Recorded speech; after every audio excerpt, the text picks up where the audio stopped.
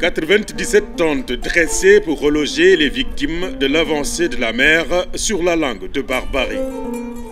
amoon fa sama ay tabax ak sama ay néeg am fa sama teraanga toog fa si yàlla yonent ak sama borom kër nelaw ma des fa maak samay njaboot ba géej gi ñëw daaneel samay kër.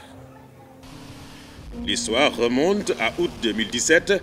Une mer en furie se déchaîne sur les habitants de la langue de Barbarie, provoquant le déplacement massif des populations. D'abord relogés en urgence dans les établissements scolaires en octobre 2017, les occupants sont contraints de libérer les classes. La réinstallation de ces victimes climatiques est devenue une urgence pour le gouvernement et la mairie de la localité. De là est né le site Hariala avec 67 unités mobiles d'habitation. Nous sommes en octobre 2017. bi ñu jugee ci kër yi képp koo xam ne xool nga diiran bi ñu jugee ci kër yi ba nit ñu jëlee ci kër yi yóbbu ñu ci école yi ba nit ñu jëlee ci kër yi yóbbu ñu ci l'école yi préfet toogul suba toogul ngoon gouvernement bi Mansour Faye toogul suba toogul ngoon diirement bi ñu jëlee ci école yi indi ñu fii itamit ñoom it ñoo ngi ci suñu kaw suba ak ngoon. Le raz-de-marée du 28 février 2018 a rallongé le nombre de victimes, ce qui explique l'ajout de 30 nouvelles tentes. Aujourd'hui, plus de 800 personnes vivent sur le site et il existe encore des familles qui n'ont toujours pas reçu de tente. Le site a bénéficié de l'accompagnement de la municipalité et des bonnes volontés. 3 bornes fontaines et des latrines construites pour une vie plus décente. Vu sa sensibilité aux moindres variations climatiques, ce site est l'habitat provisoire des victimes du déchaînement de la mer sur la langue de Barbarie, en attendant de trouver un endroit plus approprié. Cette population qui n'a aucun moyen de subsistance est ici plus que jamais exposée à une vulnérabilité sociale sévère. Mettre ces sinistrés dans des conditions normales d'habitat est au premier rang des priorités du gouvernement et de la ville de Saint-Louis.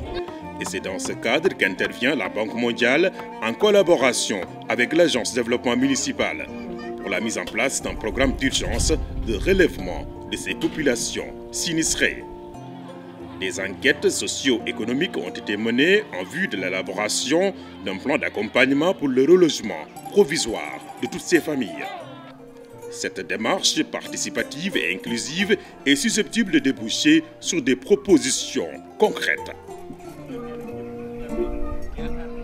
Aujourd'hui, c'est l'ensemble de la population qui a été invitée à découvrir les résultats et surtout à réagir à la restitution de l'enquête socio-économique qui a été menée.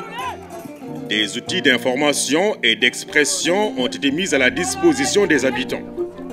Il s'agit d'un rappel du contexte pour faciliter les orientations découlant d'eux-mêmes pendant l'enquête qui a été conduite.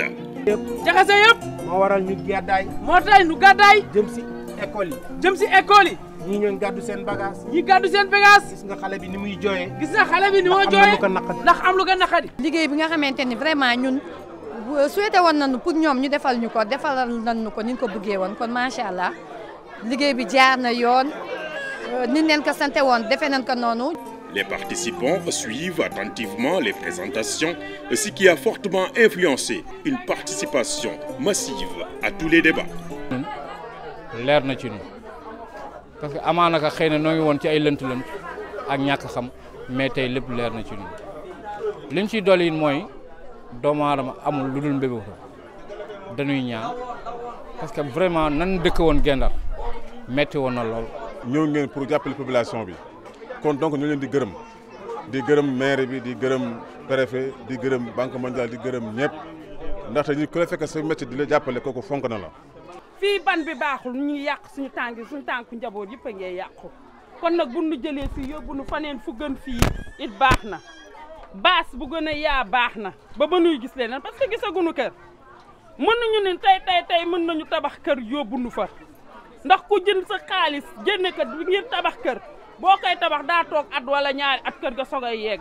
bu fi nawet fekkee. ndax tey bu fi nawet fekkee. dinañu am problème boo xamante ne mënuñu ko régler. danañu am problème boo xam ne duñu ko mën régler. dañu nekk ci bâche. dañu nekk ci bâche. ngeen noo yóbbuwaat ci bâche. ngeen noo yóbbuwaat ci bâche. ba tey mën na ne. ba tey mën na ne. boobu dañ leen fay tegandi. waaye booba dañ leen fay tegandi.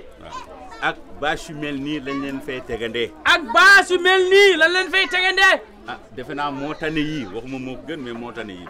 am naa yaakaar que ni. am na yaakaar ni. fi ñuy toppatoo pour yóbbu leen fa. fi ñuy toppatoo pour yóbbu leen fa. xëy na foofu mooy nekk mujjeelukaay bi. xëy na foofu mooy nekk mujjeelukaay bi. fii kat sori na géej ga dañ daan yeewu suba rek dégg ñu ni gaal teel na ñu dem am ndawal am dépense ñëw toog fii nag da ngay yeewu suba paas boo demee sax doo ko am. lii nga xamante ni moom ngeen nuy defal nuy ñaan nii nu ko mën a yaatale ndax borom kër yi bari nañ si kër yi te dañu njaboot.